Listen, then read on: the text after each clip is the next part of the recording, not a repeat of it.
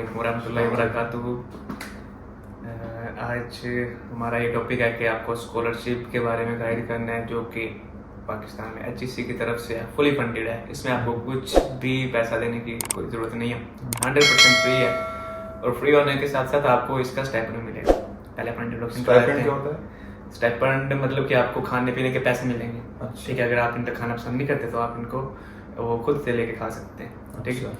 सबसे पहले मैं हूँ सुहेब जाहिद, जो कि यूनिवर्सिटी ऑफ सेकंड में मेडिसिन की डिग्री कर रहा हूँ। मेडिसिन लाइक MD, जो कि पाकिस्तान में MBBS है। तो अगर MBBS और MPhil कर लें तो MD की डिग्री बनती है, तो हम इधर वो कर रहे हैं। और ये हमारे साथ बैठे हुए हैं डॉक्टर उमर, जो कि पाकिस्तान से डेंटिस्ट्री की डिग्री की है और इधर यूनिवर्सिटी ऑफ सेकंड में मेडिसिन कर रहे हैं, क्योंकि ये और मैं फिजिशियन बनना चाहते हैं।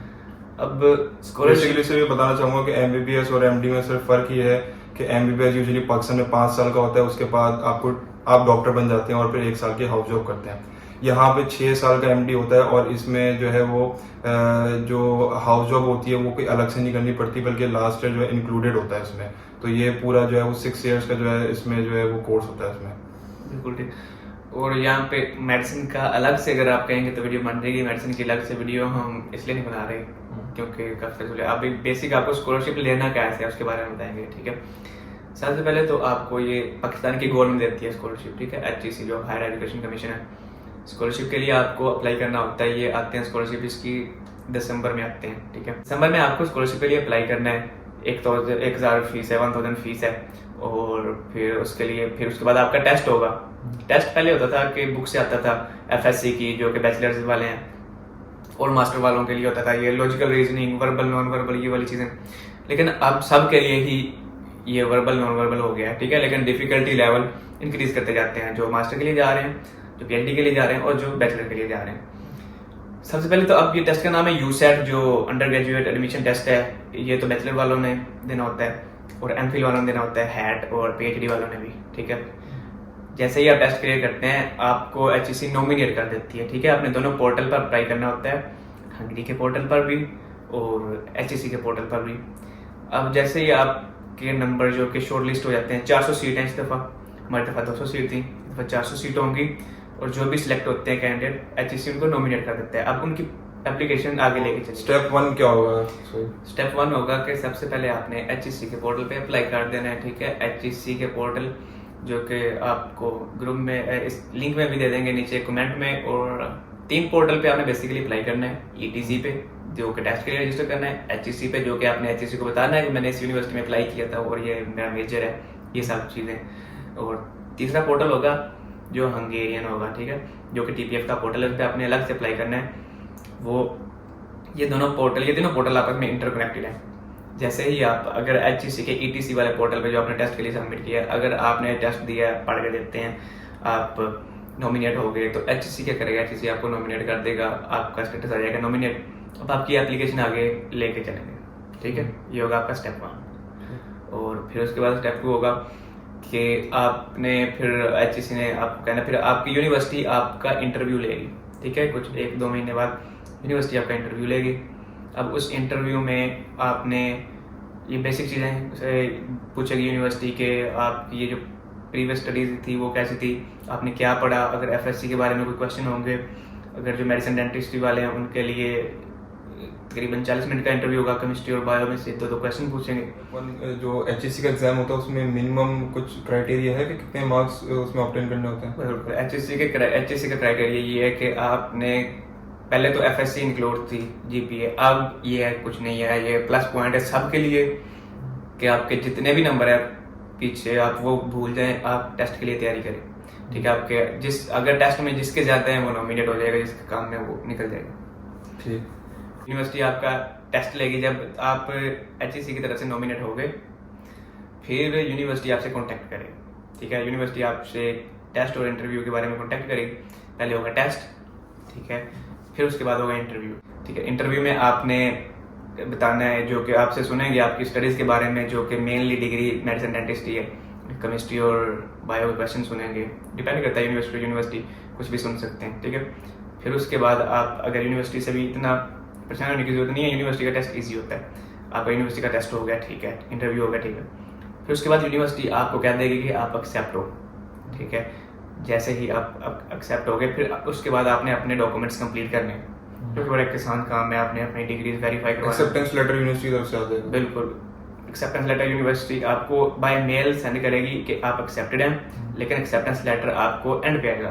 फिर आपने डॉक्यूमेंटेशन करनी है, जो कि बड़ी ईजी है, क्योंकि आपने डिग्री से टेस्ट करवानी है, और आपने बर्थ सर्टिफिकेट लेना है, FRC लेना है, पुलिस सर्टिफिकेट लेना है कि मुझे पे मैंने कोई क्राइम नहीं किया। फिर उसके बाद आपने जब सारी डॉक्यूमेंटेशन कर ली, फिर उसके बाद फाइनली, और अगर किसी ने क्राइम किया हो तो उसका क्या प्रोसीजर होगा? फिर उसके लिए आपको क्राइम अपने ऊपर FIR कटवानी होगी, ठीक है, खत्म करवानी होगी, किसी भी तरीके से आप करवा सकते हैं, जैसे कि समझ गए, ठीक है ठीक निकल जाते हैं है, इजीली। ठीक है। तो अच्छा, एक्सेप्टेंस लेटर आने के बाद फिर जो है वो अप्लाई करना है, ईमेल करनी है, फिर उसके बाद आपका जो फाइनल प्रोसीजर होगा ना, फिर आपको TPF सेंड करेगा तकरीबन जुलाई में, जून के एंड पे, एक्सेप्टेंस लेटर और अवार्ड लेटर। अवार्ड लेटर जो होता है ये TPF की तरफ से होता है, जो कि हंगेरियन एजुकेशन कमीशन है, जैसे कि पाकिस्तान में हायर एजुकेशन कमीशन है, यहाँ पे TPF टेम्पस पब्लिक फाउंडेशन है, जो कि हंगेरियन ये स्कॉलरशिप मेंटेन करती है, और वो आपको एक अपना लेटर सेंड करेगी, अवार्ड लेटर, और यूनिवर्सिटी की तरफ से एक्सेप्टेंस लेटर। ये दोनों लेटर आपके वीजा के काम आएंगे। तो उसके बाद ये सारे डॉक्यूमेंट्स आपके पास पड़े हैं, आपको स्कॉलरशिप दे दिया गया। फाइनल स्टेप होगा, आपको स्कॉलरशिप TPF दे देगा। फिर उसके बाद आपने अप्लाई करना है वीज़े के लिए, ठीक है। जो स्कॉलरशिप वाले हैं उनके लिए सब कुछ फ्री है, कुछ भी पैसा नहीं लगेगा उनका, सिवाय ये जो कपड़े इधर ला रहे हैं ठीक है, कोई अपनी चीज़ें ला रहे हैं, और फ्लाइट टिकट के खुद करानी है आपने, लेकिन उसको आपको पैसे वापस मिल जाएंगे HSC की तरफ से। अच्छा, इसकी कोई लिमिट है फ्लाइट की? फ्लाइट की पहले थी 75,000, अब हो गई है 1,15,000। 1,15,000 के नीचे आपकी टिकट होगी तो आपको उतने पैसे मिलेंगे। 1,15,000 से ऊपर आपके जितने की टिकट होगी 1,15,000 HSC देगा, बाकी ऊपर आपने खुद देगा, ठीक है। फिर उसके बाद आपने वीजा के लिए अप्लाई करना है। स्कॉलरशिप वालों का वीज़ा 100% फ्री है, ठीक है। इस्लामाबाद में एम्बेसी है, आपने वीज़े के लिए अप्लाई करना है, और वीज़ा आपका आ जाएगा। यूनिवर्सिटी टू यूनिवर्सिटी डिपेंड करता है। अगर आप स्कॉलरशिप वाले हैं तो वीज़ा आपका इजीली आ जाएगा।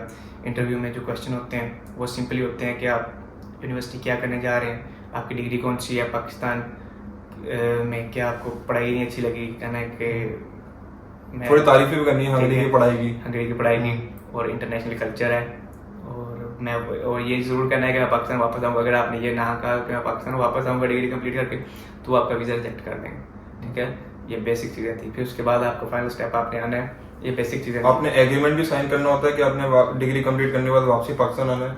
अब डॉक्यूमेंटेशन कौन कौन सी करनी होती है, जो दरमियान में हमने नाम लिया था डॉक्यूमेंटेशन का। अब एक आपने एग्रीमेंट साइन किया हुआ है HSC से, दरमियान में जो स्कॉलरशिप मिलने के बाद आपने एक डॉक्यूमेंट साइन किया, HSC आपको भेजेगी एक PDF, ठीक है। उसमें आपके 6 पेजेस होंगे।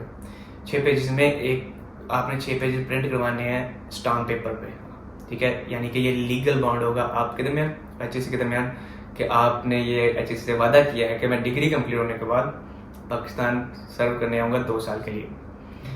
ज़्यादा करना चाहे तो आपकी मर्जी है, लेकिन अगर आप सर्व नहीं करना चाहते पाकिस्तान को, तो अकॉर्डिंग टू कॉन्ट्रैक्ट आपको 20 लाख पाकिस्तान को देना होगा, और अगर आप PhD के हैं तो 30 लाख पाकिस्तान को देना होगा। फिर आपका कॉन्ट्रैक्ट खत्म हो जाएगा, फिर आप दुनिया में कहीं भी काम कर सकते हैं, ठीक है। फिर आपको पाकिस्तान आने की जरूरत है। आप लिस्ट बना लें, या आपको चैनल भी कर देंगे, अगर कोई मांगेगा तो हम उसे कमेंट में भी दे देंगे। सबसे पहले तो आप नए डॉक्यूमेंट जो लेने हैं, आपके पास पासपोर्ट होना चाहिए, तो आपको पता है। फिर आपके पास सबसे पहले जो चीज़ है, आपके पास वेरीफाइड डिग्री होनी चाहिए आपके मैटर की, आपके FSC की। अगर आप बैचलर मास्टर्स में जा रहे हैं तो बैचलर की, PhD में जा रहे हैं तो सारी जितनी प्रीवियस। तो मैं रिकमेंड ये करूंगा कि आप अटेस्टेशन वगैरह पहले से करवा लें, क्योंकि इसमें टाइम लगता है, क्योंकि आपने इंटर के जो मार्कशीट सर्टिफिकेट्स होते हैं वो भी अटैच करवाने होते हैं, फिर वो IBCC से करवाने होते हैं, डिग्री HSC से अटैच करवानी होती है, तो उसमें टाइम लगता है। बिल्कुल, आपने टेस्ट का मतलब है कि ये है कि आपने जो डिग्री है ना, आपके डिग्री पे स्टैम्प्स लग जाएगी। इसका मतलब ये होगा जो आपके पास डिग्रीज है ना, ये खुद नहीं बनाई गई, ये वेरीफाइड डिग्री है, ठीक है। तो फिर ये एक्सेप्टेबल हो जाएंगे, ठीक है। एंड में फॉरेन अफेयर से भी अटैच करवाना होता है। एमसीपी फॉरेन अफेयर से पहले IBCC से, इंटर बोर्ड से, पहले अपने बोर्ड से, फिर इंटर बोर्ड से, फिर उसके बाद मोफा से, फॉरेन मिनिस्ट्री से, ठीक है। फिर आपकी डिग्री कम्प्लीटली वेरीफाई हो जाएगी, वो खुद चेक कर सकते हैं कि आपकी डिग्री वेरीफाइड है। उसके बाद बर्थ सर्टिफिकेट आपने निकलवाना है। बर्थ सर्टिफिकेट जितना जल्दी हो सके निकलवा लें, 350 रुपये का निकलता है यूनियन काउंसिल से, ठीक है।